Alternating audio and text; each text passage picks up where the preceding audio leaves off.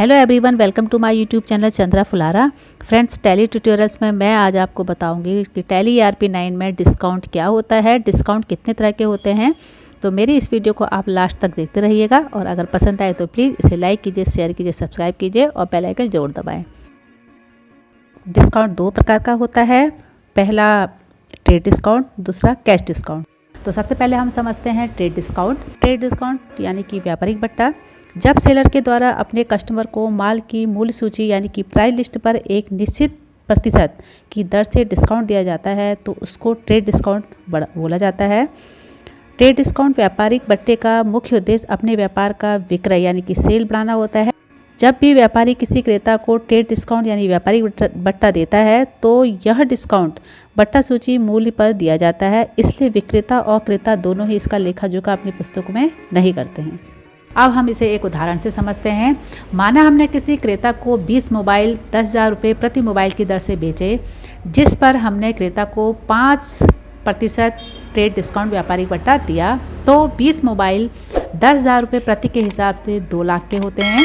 और अगर हम इसमें ट्रेड डिस्काउंट 5% यानी कि 10,000 रुपये घटाते हैं तो इसका टोटल इनवॉइस अमाउंट जो होता है 1,90,000।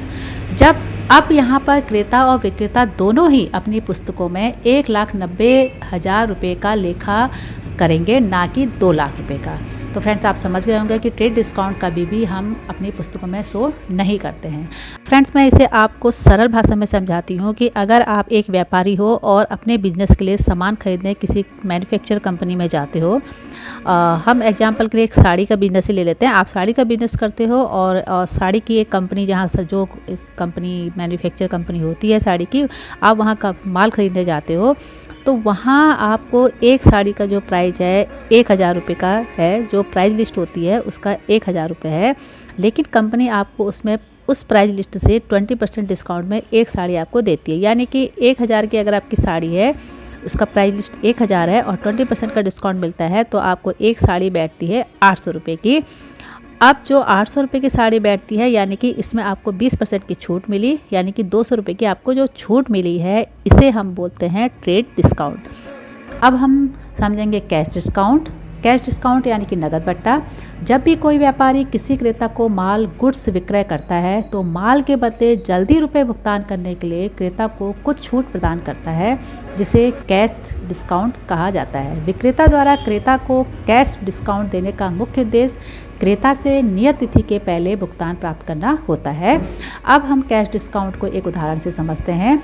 माना हमने किसी क्रेता को 5 मोबाइल 10,000 रुपये प्रति मोबाइल की दर से बेचे तथा क्रेता को यह ऑफर दिया कि यदि वह 20 दिन के अंदर रुपयों का भुगतान कर देता है तो उसे 1% कैश डिस्काउंट दिया जाएगा।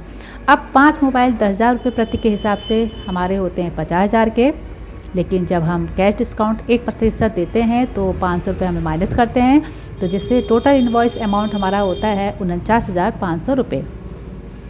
अब यहाँ पर क्रेता और विक्रेता दोनों ही अपनी पुस्तकों में नकद बट्टा यानी कि कैश डिस्काउंट का लेखा करेंगे, जिसे हम बोलते हैं डिस्काउंट अलाउड और discount receipt. Friends, discount allowed और डिस्काउंट रिसीप क्या होता है, इसे मैं डिटेल से अपने आने वाली वीडियो में बताऊंगी। अब आपको मैं कैश डिस्काउंट के बारे में थोड़ा सा सरल भाषा में समझाती हूँ।